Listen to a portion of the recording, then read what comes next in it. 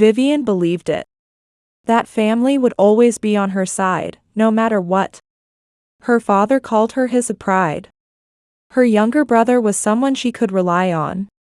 At least, that's what she thought. But one day, she was accused of stealing company money, called a thief, and thrown out of the house. On the night she lost everything, she made just one resolution: never trust anyone again. Live believing only in the truth. And now, she has returned.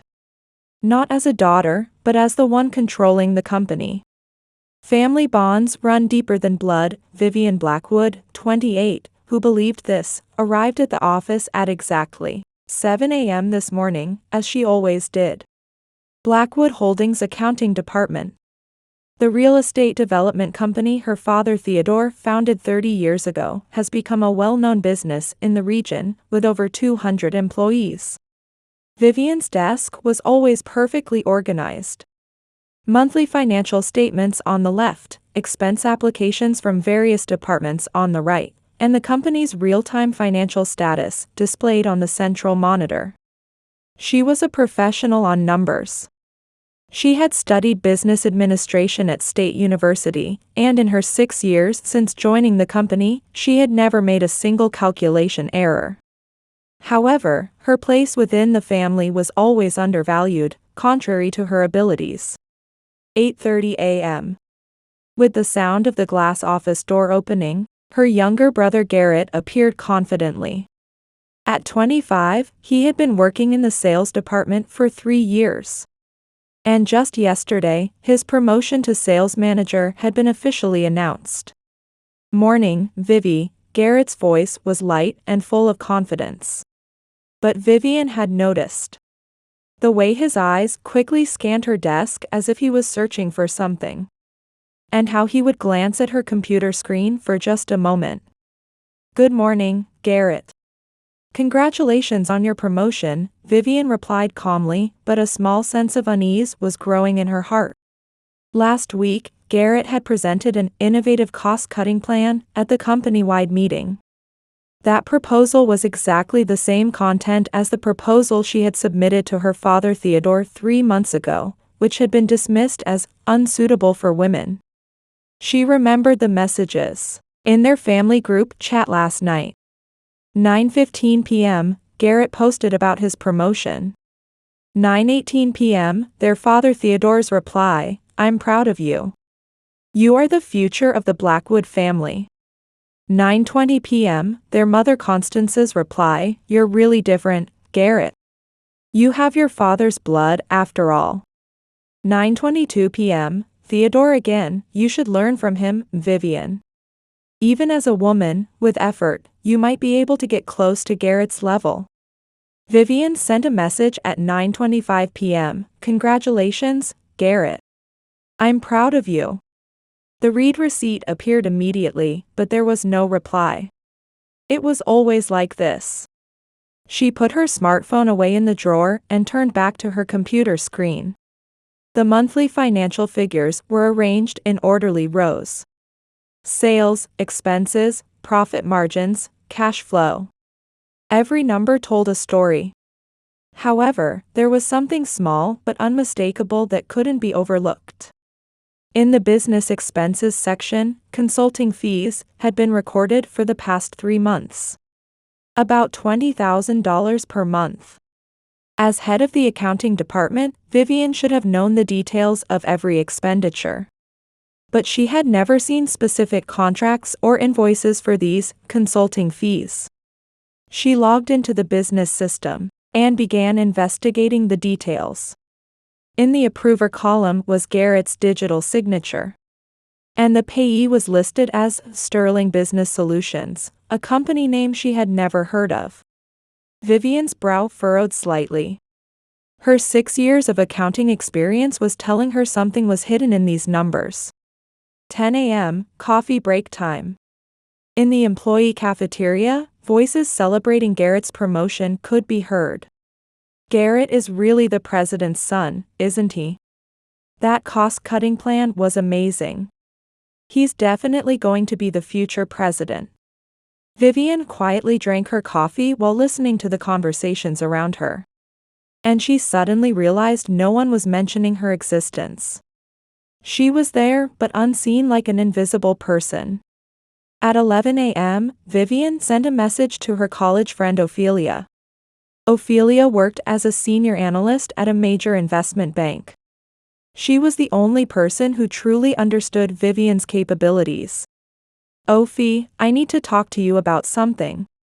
I'm feeling uneasy about some numbers." The reply came 5 minutes later. "Anytime. Can you call tonight? Your intuition is always right." Vivienne breathed a sigh of relief. At least there was one person who understood her. During lunch break, Vivienne ate her sandwich alone at her desk. All her colleagues had either gone out to eat or were chatting in groups at the employee cafeteria. But she was always alone. It was both a choice and fate. At 2 p.m., Garrett came to her desk. "Vivi, those monthly reports, aren't they done yet?" There was a hint of urgency mixed in his voice. "They'll be finished soon." "But Garrett."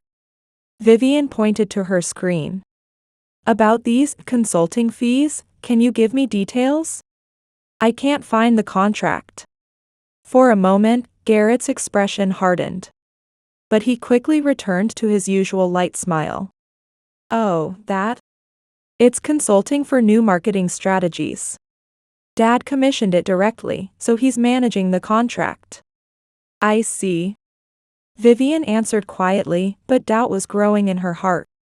Theodore never failed to consult her about important contracts. At least, that's how it had been until now. At 5:30 p.m., closing time. As people began leaving the office, Vivienne continued working overtime. She had something to do. Using her system administrator privileges, she began investigating Sterling Business Solutions in detail. But the search results were strange. While the company's registration information existed, there was no information about specific business activities or track record anywhere. And then she made a crucial discovery. The representative name for Sterling Business Solutions. It was Marcus Sterling, Garrett's college classmate. Vivienne's hands trembled. At that moment, she understood. This was not mere coincidence. And something was beginning to happen within the family. Outside the window, the sunset was beginning to fade. As the office building lights went out one by one, Vivienne sat alone, facing the truth. Cracks were beginning to form in her peaceful daily life. The next morning, after thinking all night, Vivienne had made a decision. She would officially begin investigating Sterling Business Solutions. It was a personal pursuit that went beyond her duties as an accounting officer. 9 a.m., she composed a polite business email. Subject: questions regarding monthly financial statements. Dear Mr. Garrett Blackwood, there are several items I need to confirm with you for the monthly financial statements. Regarding the consulting fees for Sterling Business Solutions in business expenses. Could you please provide detailed contract information and documentation? These are necessary documents for audit compliance. Thank you in advance for your cooperation. Vivienne Blackwood. The moment she pressed send, Vivienne's heart began racing. This wasn't just a business inquiry. It was a quiet challenge to her brother and to her family. At 10:30 a.m., a reply came. For Garrett, who usually responded immediately, this was an unusually slow reaction. Vivi, are you worrying about such trivial things again? That consulting was commissioned directly by Dad, so the contract documents are in his office. You don't need to worry about it that much. Wouldn't it be better to look at things from a bigger perspective? Garrett. Vivienne's brow furrowed. Trivial things. Her brother had dismissed the professional intuition she'd developed over 6 years of accounting work as trivial things. And the message clearly contained irritation. At 1 p.m., Vivienne used her lunch break to investigate further. She accessed the company database and scrutinized all expenditure records for the past 6 months. And she discovered a shocking fact. The payments to Sterling Business Solutions had actually begun 6 months ago. What started as $5,000 per month had gradually increased to the current $20,000. The total amount already exceeded $90,000. Even more suspicious was the timing of the payments. Every month on the 15th, the day after Garrett's payday, the payment was invariably executed. It was as if he needed the funds for another purpose and had to transfer it immediately after receiving his salary. With trembling hands, Vivienne sent a detailed message to her college friend Ophelia. "Ophi, I've discovered something incredible about what we discussed yesterday. Sterling Business Solutions has been paid $90,000 over 6 months. And the payment pattern is abnormal. I need to talk right now." The reply came 5 minutes later. "I'm at my office, so we can talk safely. I'll call you right now." This sounds more serious than I thought. That night, in a phone call with Ophelia, Vivienne shared all her suspicions. "Do you remember Marcus Sterling, the representative of Sterling Business Solutions? He's Garrett's friend from college." "Oh, that blonde guy. I think he was in business school, but I doubt he even graduated." "Yes, that's him. When I checked the company registration information, it was established last November. 1 month before payments from Garrett began." Ophelia analyzed using her investment banking experience.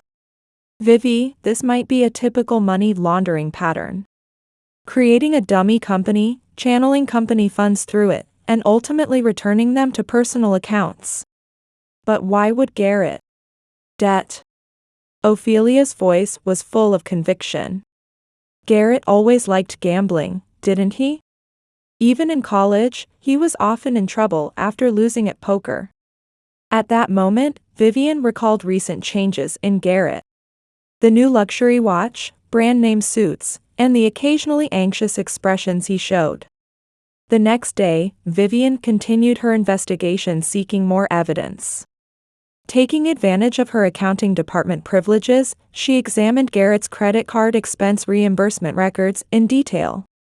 What she discovered was a series of suspicious expenditures. Marketing research expenses, recorded for meals at luxury restaurants. But there was no record of Garrett meeting with clients on those days. Transportation fees, claimed for taxi fares. But the destination was a famous casino in the city. Training expenses, processed for weekend business trips. But the hotel listed didn't exist. The puzzle pieces were fitting together one by one.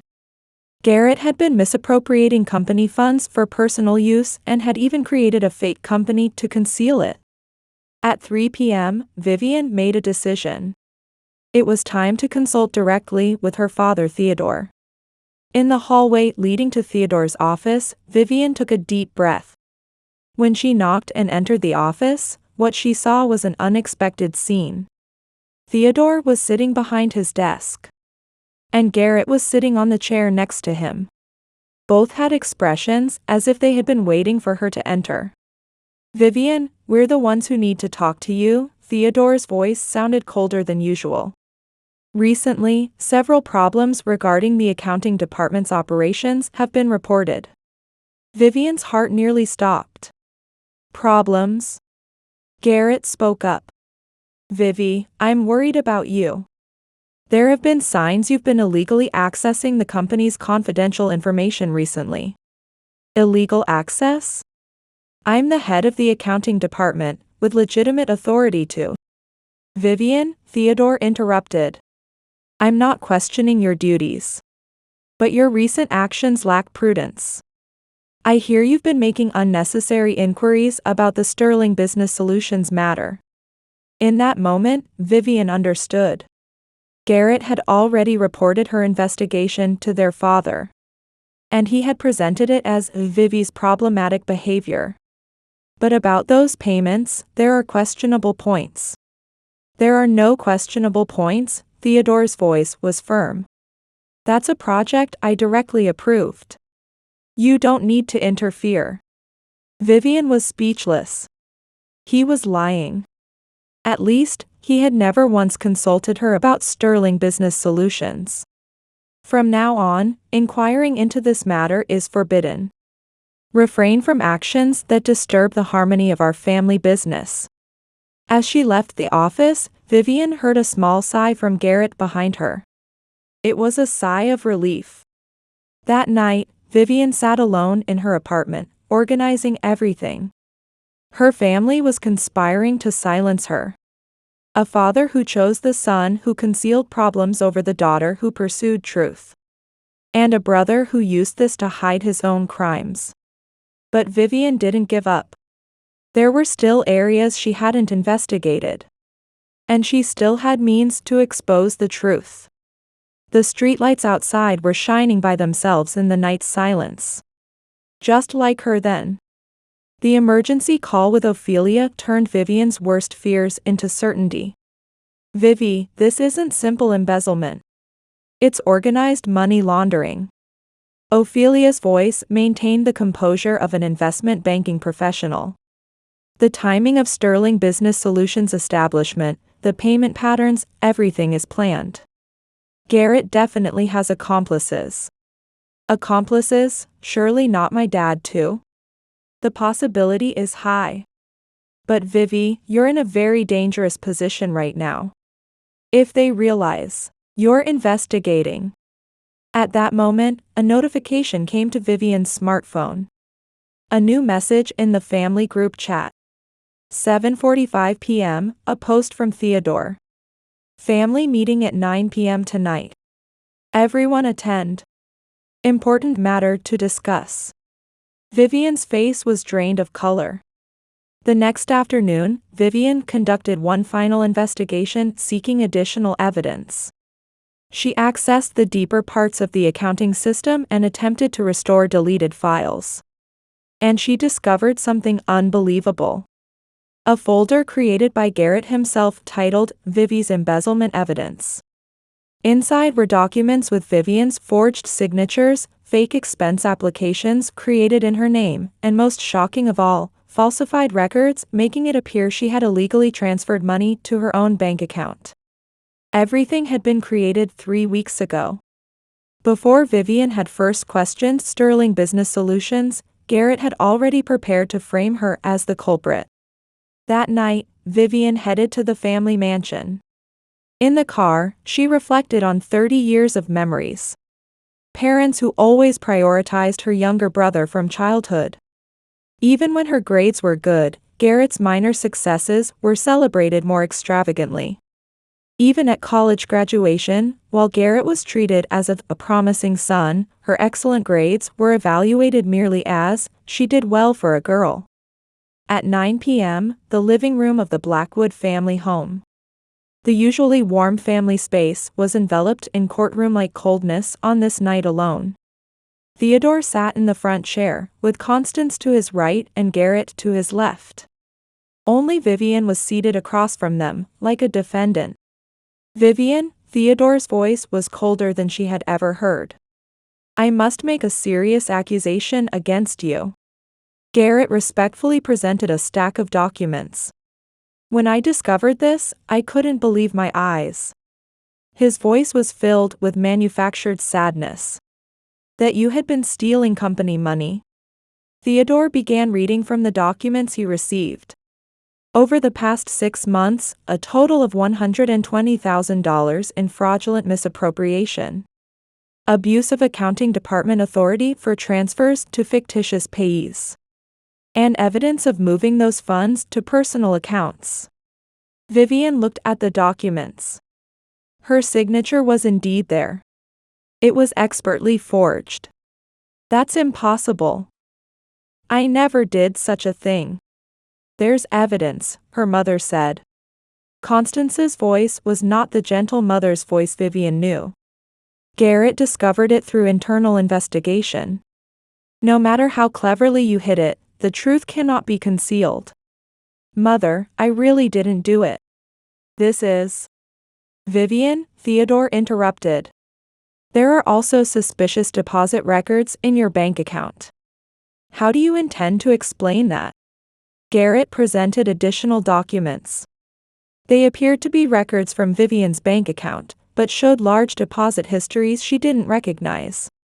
At that moment, Vivienne understood everything. To hide his own embezzlement, Garrett had planned from the beginning to make her the scapegoat. And their parents believed their son's words without question and treated their daughter as a traitor. Please listen to me. Garrett is the one who really embezzled money. He created a fake company called Sterling Business Solutions. Stop lying, Constance's voice rang out sharply. Garrett told us that you've been illegally investigating the company's confidential information recently. You were afraid your crimes would be exposed, so you tried to pin the blame on your brother. No. Vivienne stared at her mother. There was only cold contempt in the eyes of the mother who had loved and raised her for 30 years. Vivi, Garrett stood up.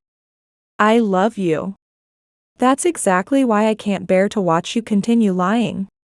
I want you to honestly admit it and make amends. I haven't done anything wrong. Vivienne's cry echoed through the room. But none of her family members would believe her. Theodore stood up. Vivienne, you have two choices. One is to admit everything, resign from the company, and quietly disappear. The other is to report this to the police and pursue legal proceedings. Either way, Constance continued, you are no longer our daughter. Those words pierced deep into Vivienne's heart. Mother, how could you? I regret giving birth to you. Constance's words were ice-cold and sharp. We have no memory of having someone like you as our daughter. Leave this house by tomorrow morning. And never appear before us again. Vivienne was trembling. Complex emotions of sadness, anger, despair, and strangely, relief, dominated her heart. Fine. Her voice was quiet, but underneath was a strength never heard before. Someday the real truth will come to light. When that happens, I'm looking forward to seeing what faces you'll make. Vivienne stood up and left the room without looking back. That night, as she packed her belongings in her room, she checked the family group chat one last time. Her name was no longer there. 30 years of memories and bonds had been erased in an instant. But there were no more tears in Vivienne's eyes. Instead, they held a calm, determined light. Her family had betrayed her. But she still had means to fight. Vivi, are you okay? 3 days after her banishment, Ophelia's voice was Vivienne's only salvation.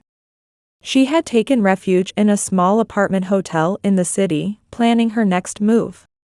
I'm not okay. But this has opened my eyes, Vivienne answered quietly. Her eyes held a calm, calculated light unlike ever before. Ophi, let's make plans. Let's do it so perfectly, legally, and thoroughly that they'll never be able to recover. The two held strategy meetings late into the night in Ophelia's investment bank office. First, we need to understand Blackwood Holdings' financial situation accurately, Ophelia said while accessing industry databases. According to my research, the company's debt ratio is more serious than expected. Garrett's embezzlement isn't the only problem. What do you mean? Your father's management decisions have made fatal mistakes over the past 2 years. Failed large development projects, increasing bad debts, and delayed responses to market changes. The company is practically on the verge of management crisis. Vivienne was surprised. Despite being in the accounting department, she hadn't been shown the full picture. So we have an opportunity. 2 weeks later, Vivienne's revenge plan began in earnest. The first phase was manipulating Garrett psychologically. Vivienne created a new identity under the false name Victoria Sterling. She rented a virtual office in an upscale residential area, created a sophisticated website, and built a profile as an investment consultant. Her psychological analysis was accurate. While Garrett felt temporarily relieved after banishing his sister, none of the fundamental problems were solved. His gambling addiction and debt habits had worsened further.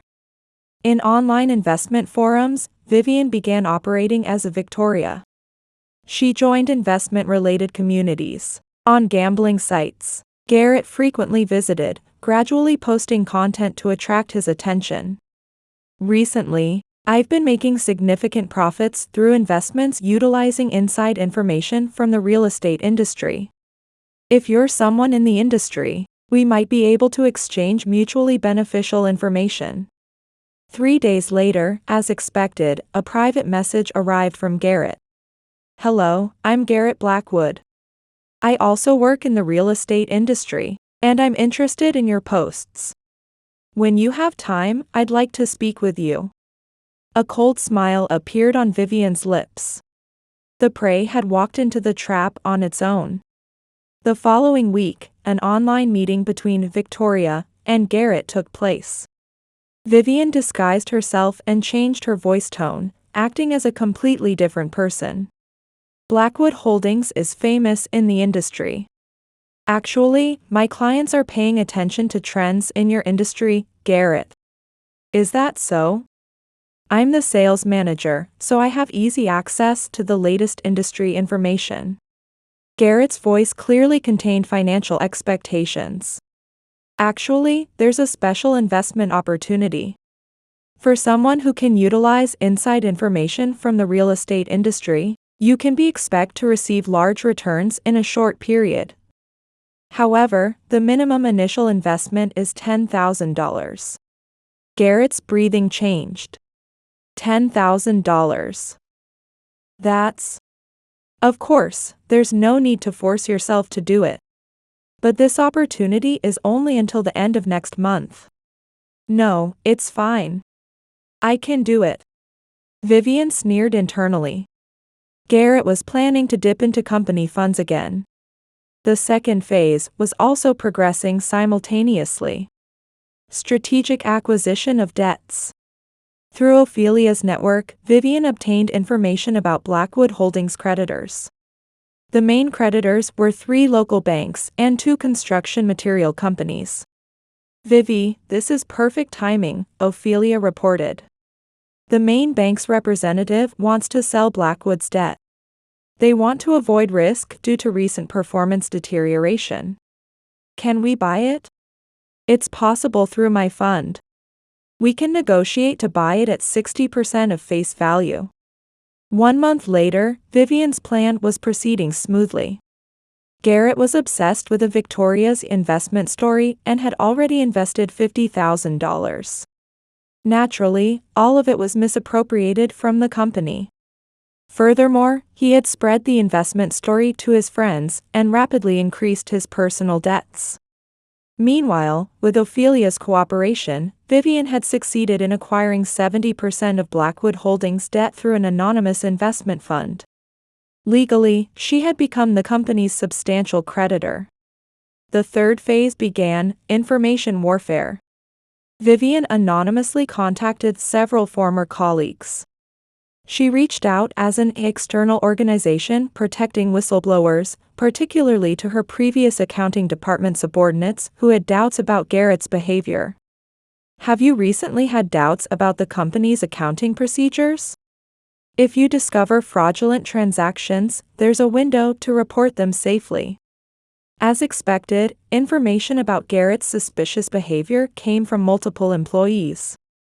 Disguised business trip expenses, fictitious entertainment costs, and the recently increased investment-related expenses. Everything was beginning to paint one large picture in Vivienne's hands. One night, Vivienne sat in her apartment drinking wine while planning the final stage of her revenge. 6 weeks ago, she thought she had been betrayed by her family and lost everything. But now she realized the truth: the ones who would truly lose everything were her family members who didn't know what was about to happen. A message for Victoria arrived on her smartphone. It was from Garrett. Something terrible has happened. I encountered problems while raising investment funds. Could you please call me ASAP? It's urgent. Vivienne smiled quietly. Finally, the time had come for Garrett to be cornered. And the moment when the truth would be revealed was also drawing near. Dad, help me. I don't know what to do anymore. Garrett's tearful voice echoed through Theodore's office on a Monday morning. His face was pale, with deep dark circles under his eyes. Over the past 3 months, his debts had swollen to a total of $200,000. What happened, Garrett? Theodore was surprised by his son's condition. Garrett, who had seemed normal until last night, had become like a different person overnight.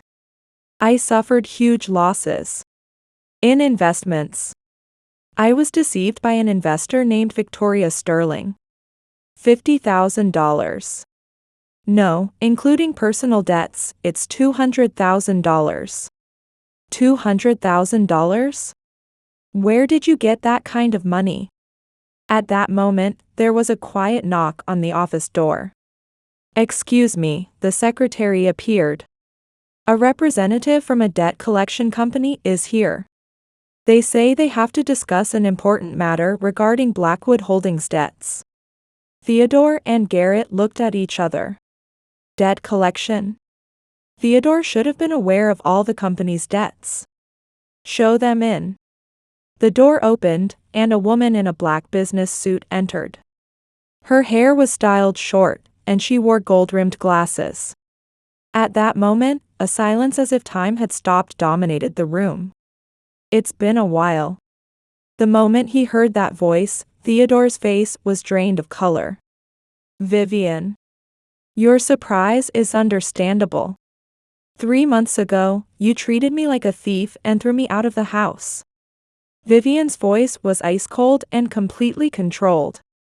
Garrett was moving his mouth, but no sound came out. I've come today as a representative of Phoenix Investment Fund. Vivienne placed a stack of official documents on the desk. Actually, we have acquired the major debts of Blackwood Holdings. Theodore picked up the papers with trembling hands. There was indeed a debt transfer contract for the company's total debt of $750,000. What? What does this mean? Simply put, your company is now substantially under my control. Vivienne took out another document. And Garrett, she looked at her brother. That is Victoria Sterling you say deceived you, that was actually me. Garrett's face turned completely white. That's impossible. You? Yes. For the past 3 months, you've been continuously deceived by me.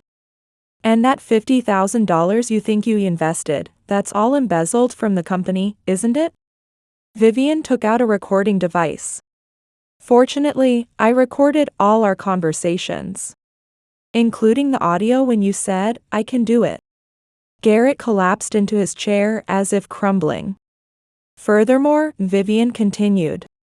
The fraudulent payments of $90,000 to Sterling Business Solutions, and approximately $30,000 in fictitious expense applications over the past year.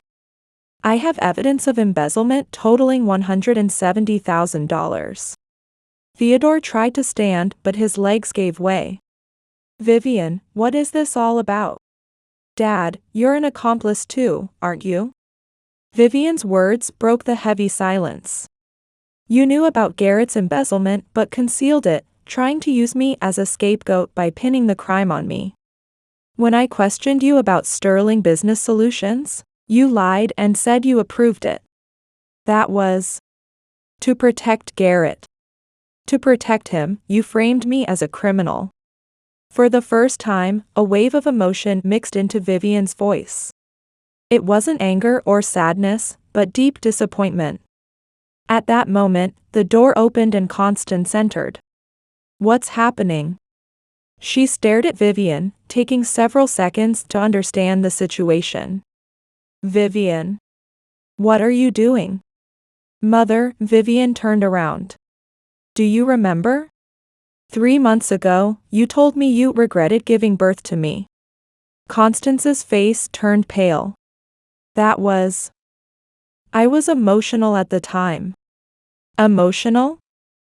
Vivienne sneered.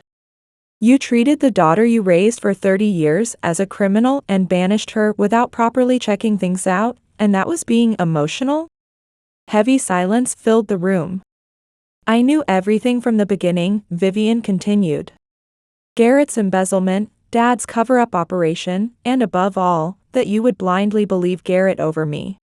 Theodore then spoke with a trembling voice. Vivienne, you're doing this all for revenge, aren't you? Revenge? Vivienne shook her head. This isn't revenge. This is justice. She took out the final document. Legally speaking, I can now demand management rights of Blackwood Holdings as a creditor. But I am generous. What do you mean? I've prepared 3 choices, Vivienne explained, counting on her fingers. First, Garrett confesses to all embezzlement and accepts legal punishment. Dad takes responsibility for the cover-up and resigns. In that case, I'll let the company survive. Garrett and Theodore gasped. Second, immediately repay the full debt amount of $750,000 in cash. In that case, I won't pursue the embezzlement. That amount. Theodore muttered. Third, Vivienne's voice became even colder, do nothing. In that case, I'll file for the company's bankruptcy first thing tomorrow morning and report Garrett's embezzlement to the police. Desperate silence descended on the room. Suddenly, Garrett cried out desperately.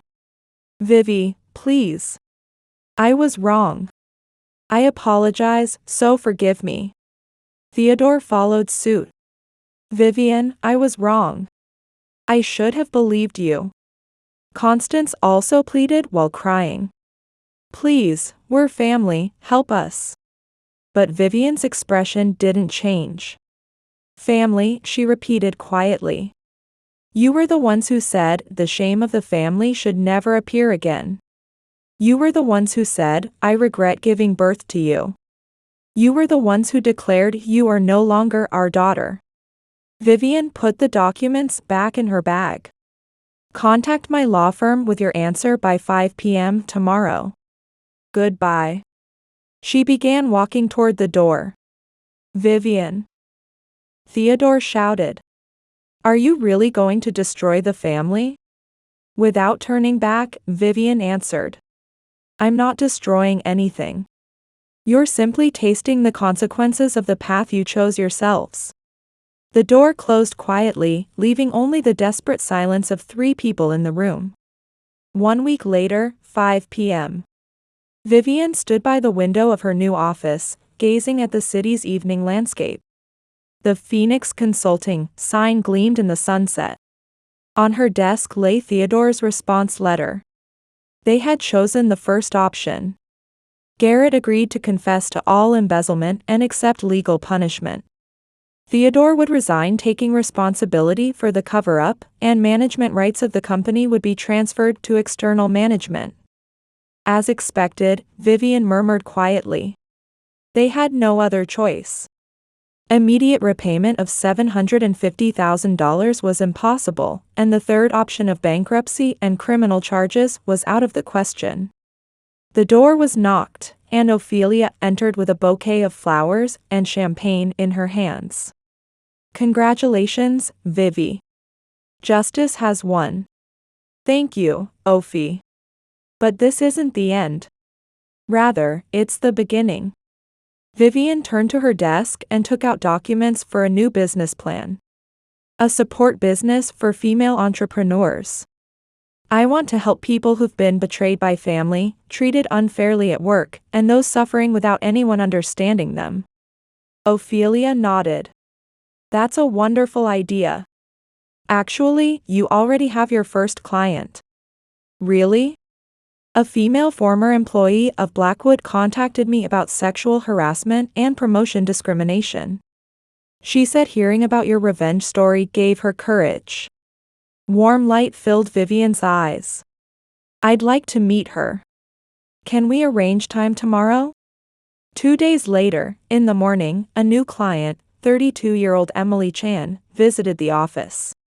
She worked at a local accounting firm but was troubled by continuous sexual harassment and promotion obstruction from her male supervisor. I don't know what to do anymore. Tears welled up in Emily's eyes. It's okay, Emily.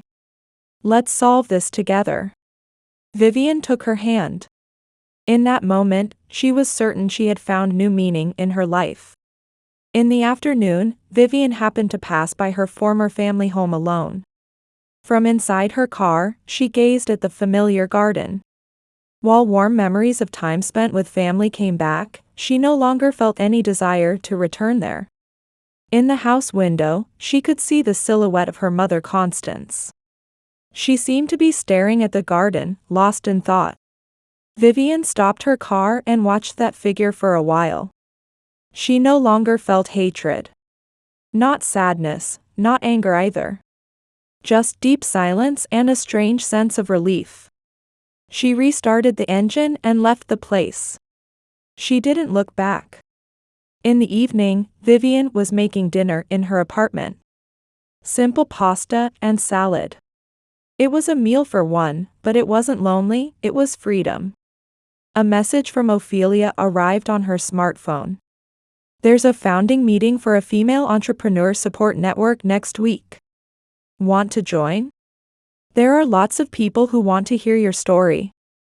Vivienne smiled as she replied. I'd definitely like to participate. I hope my experience can help someone. After finishing dinner, she went out on the balcony and looked up at the night sky. Stars were quietly shining. 3 months ago, she thought she had been betrayed by her family and lost everything. But now she understands. She hadn't lost what was truly important, rather, she had been freed from false bonds. Family isn't defined by blood relations. The bonds with people who respect, trust, and support each other, that is true family. The next morning, Vivienne woke up early and bought a bouquet of white lilies at a nearby flower shop. As she arranged them in the office vase, she felt the beginning of a new day. At 9 a.m., Emily Chen visited the office again. This time, her expression held a light of hope. Vivienne, I thought about it last night. I'm going to fight. As you taught me, for justice. That's right, Emily. But fighting doesn't mean defeating the opponent. It means protecting your dignity and walking the right path. Vivienne took out strategy documents. First, let's gather evidence. Then we'll consider the most legally effective approach. You're not alone. In the afternoon, there was a consultation call from another woman about unfair treatment at a family business. Vivienne listened carefully and scheduled a meeting. In the evening, when alone in the office, Vivienne smiled quietly. Her former family had called her the family shame. But she has now become a light of hope for many people. From her desk drawer, she took out an old family photo. Herself as a child, her parents, and Garrett. Everyone was smiling. Vivienne looked at the photo for a while, then quietly put it back in the drawer. The past cannot be changed. But we can still create the future ourselves. Outside the window, the wind of a new season is blowing. Vivienne Blackwood's new life is beginning, quietly, but surely.